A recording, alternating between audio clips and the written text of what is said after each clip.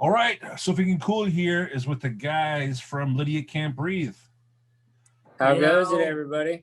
How the fuck are you guys doing? Good. How are you? You're so ridiculous, bro. Oh my god. Oh, for those of you who don't know, he just told us we weren't allowed to cuss, and then he immediately drops the F-bomb. I love this guy immediedely. So I fucking like this guy. I fucking like this guy. He's so ridiculous. With a name like So Fucking Cool, I mean, I think Yeah, I think we could drop one every now and then, you know. I like it. So congratulations on the newest single, Sheep, man. That fucking track was amazing. Hell yeah, thank you, man. Thank you kindly. We worked on that one for a long time, I want to say, right? That was one of the longest ones. It was a process. Yeah, we drew the picture and then redrew the picture a bunch of times. No, man, I totally dig it. It's something we all needed to hear right now. Something nice and hard and just, you know, straight to the point on shit for sure. Oh yeah. So how have you guys been handling this lockdown period, man? I mean, it's got to make a lot of bands insane just not knowing what the future holds for the past year and a half. Yeah, I mean, we didn't know when we were going to get back on the road, really. So we've been focusing on trying to just practice and write as much material as possible. So that way, when everything, you know, is starting to open back up now, we're ready. We got a bunch of songs in the kitty, waiting to release and everything. So we worked, we just did, we haven't toured since 2019. Now, have you been practicing like your vocals and everything like that?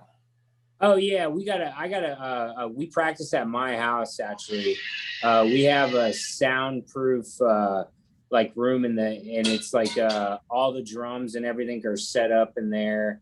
But we have the ability, we have a M32, which is like a Midas board, and we can record whatever we do, and we all track separate at our houses as well. But we make sure to get up at least 2 days a week and practice as a full band. And we all live, I want to say, within an hour of each other. Yeah, I think Vince Neil recently proved that you can't just jump back and try and play a show recently. Hell no. Yeah, no, you can't. Like, if you don't use it, you lose it. Especially, yeah. If you're like playing like maybe some power chords and you're like not really singing, like going for it, you might be fine. But if you're like actually trying to sing or scream for a whole set and play like shredding on guitar, I think if you don't play almost every day, you start to not be able to hit the, you know, the top speed or the high notes, or, you know what I'm saying? Like, you lose a little bit. Yeah, definitely lost that, not touring as much as we do. Yeah, because when we tour, we play 6 nights a week. So even now, we don't do that every day. You know what I mean? We obviously, you know what I mean? We work on it. We go to practice twice a week and then we record at our houses, but it's not like you have to be prepared for a show every day. You have to warm up every day. You know what I mean? It just like takes you out of the element, I guess. Well, hopefully more bands are doing what you're doing and keeping up on things, because I don't want to see a show where people are fucking winded and not being able to hit the notes or anything anymore. Nah, if you come see us live, like we've already played a couple shows, we will not disappoint. We'll throw up blood before we throw in the towel and don't be able to do our job. You know what I'm saying? Now, you mentioned you played a couple shows. What was it like playing your first show since, you know, what, a year, basically 2 years or whatever? It was cool. I mean, it was really just like self-fulfilling, I guess you would say. Like, when was that at? When we played October last year? That was the first time. Yeah. Like right when they opened everything back up before they shut it down again, we played one, and it was like us and one band, and it was slammed. It was a really good show. It seemed like people were hyped to come back out. You know what I mean? And then we played a couple more in December and early January, and then 2 more in March. I want to say we played 5 shows, you know what I mean, since the pandemic or whatever. So, I mean, yeah, it was just like the very first one was crazy. Like you said, it was like it was like we hadn't done anything in so long. We were so giddy to just do it. You know what I mean? Sweet release. Yeah. You guys are in Florida, right? Yeah, Florida. Yep. So I mean, the pandemic basically wasn't shit for you guys there. Nah, no one gave a shit down here. They were just like, we live in the suburbs too. So I mean, like we're right by Orlando, and they were like stricter in Orlando, but where we live is like where the beach is, and everyone was just like, they didn't give a shit. Like they hardly wore masks or did anything. Like everyone was just like, whatever. You know what I mean? We all personally, quote unquote, got COVID. So after that, we didn't care about meeting up with each other. You know what I mean? We were like, oh, whatever, you already got it. We already all got it. So I guess we can practice and hang out. You know what I mean?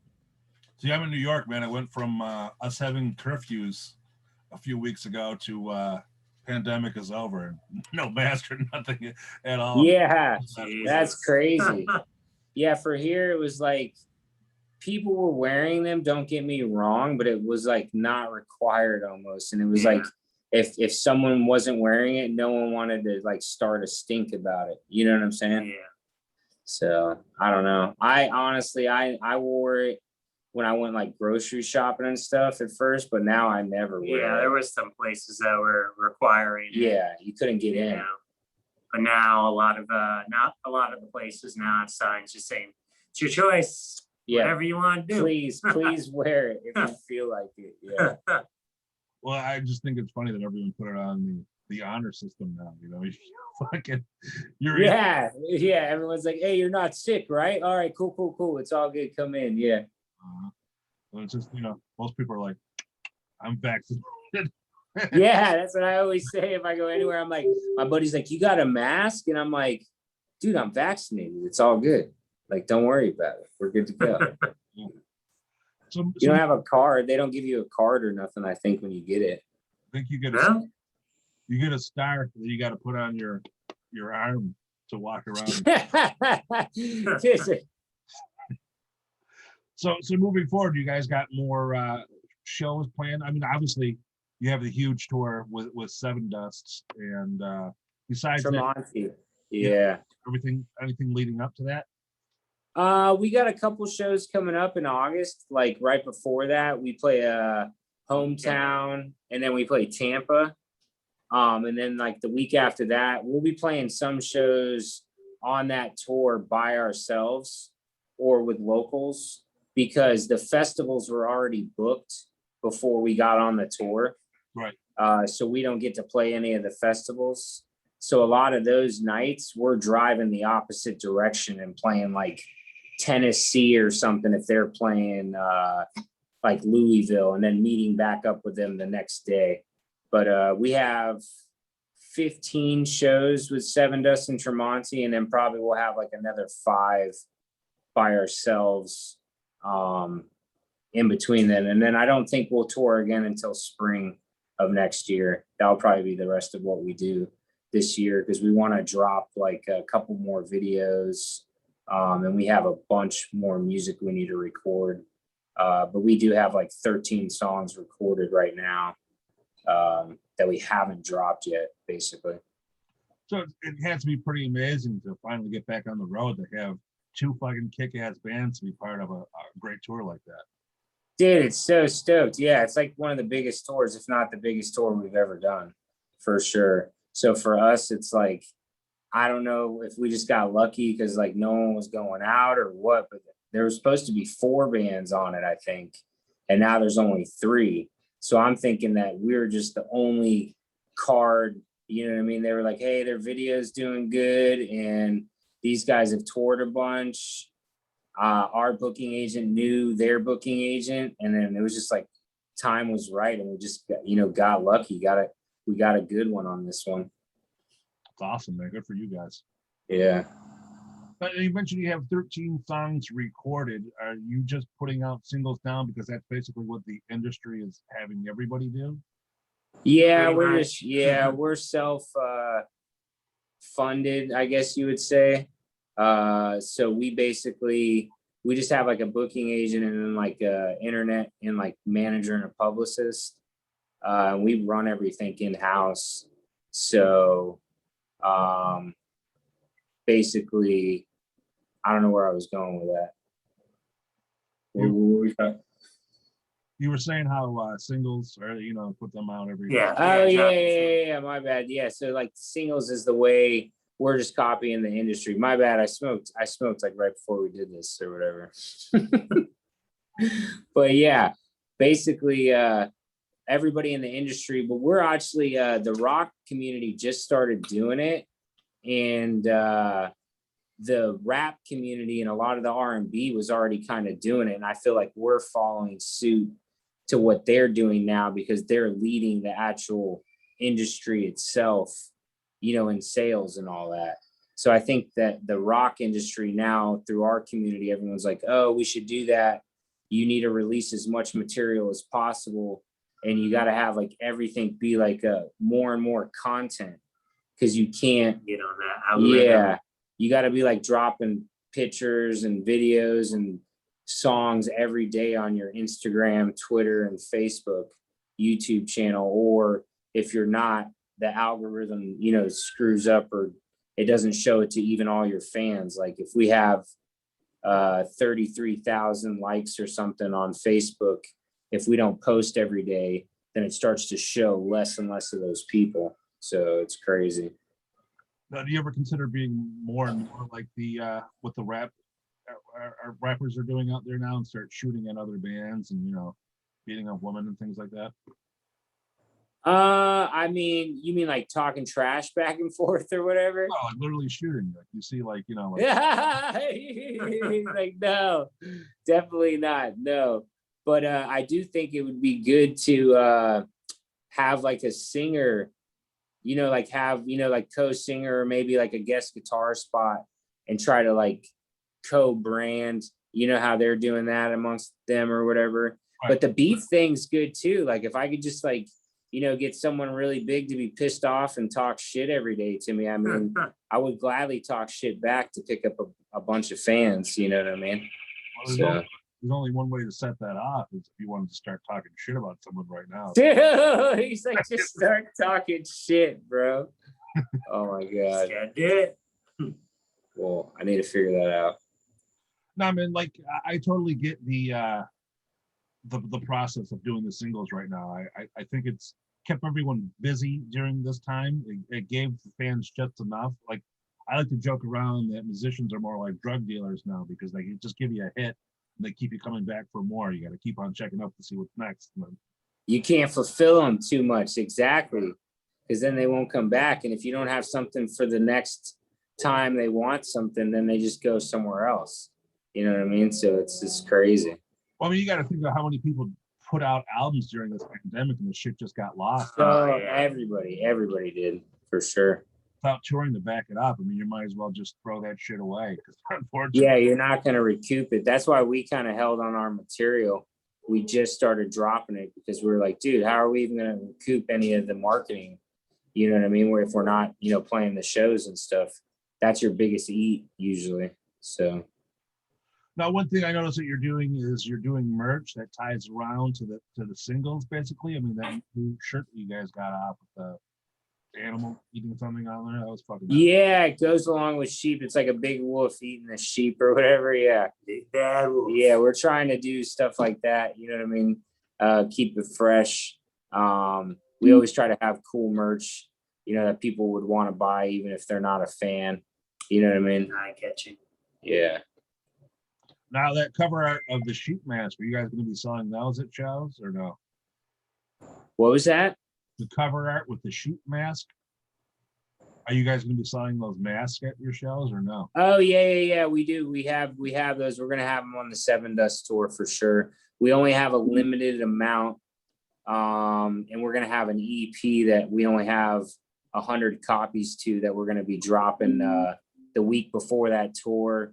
And then once those are gone, we're not going to have those CDs anymore. And a couple of the songs we're not releasing on Spotify or iTunes or nothing. So the only way you can get them is on those CDs.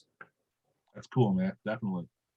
Yeah. Now, when you guys are playing shows and you get a younger crowd and you're trying to sell a CD, do they wonder what the fuck this artifact is anymore. They definitely, yeah, little kids don't, they're just like, nah, bro, like I want it on Spotify. So it's more for the old heads, you know what I mean? But sometimes people are stoked to have, an item that, yeah, that no one can get. Sometimes they just want it signed. I don't even know if they listen to the CD. You know what I mean? But I Keep feel it in the wrapper forever. Yeah, I've seen kids want it to be signed. The old heads still want them because they want to, listen to it and they still have it. People have been wanting vinyl again, actually, as well. So, I mean, I thought that was, pretty crazy, but actually it seems like more people want vinyl than even CDs now. But yeah, the younger kids, they're definitely always just like, oh, where can I find it on Spotify or iTunes? You know what I mean? They definitely do not buy physical copies. Which is unfortunate. I mean, for one, as an artist, it's like these kids are asking, hey, where can I get your shit for free? Basically, is what they're Yeah. saying. We get 0.03 cents a spin or something like that. Yeah, it's a joke, man. It ain't Yeah.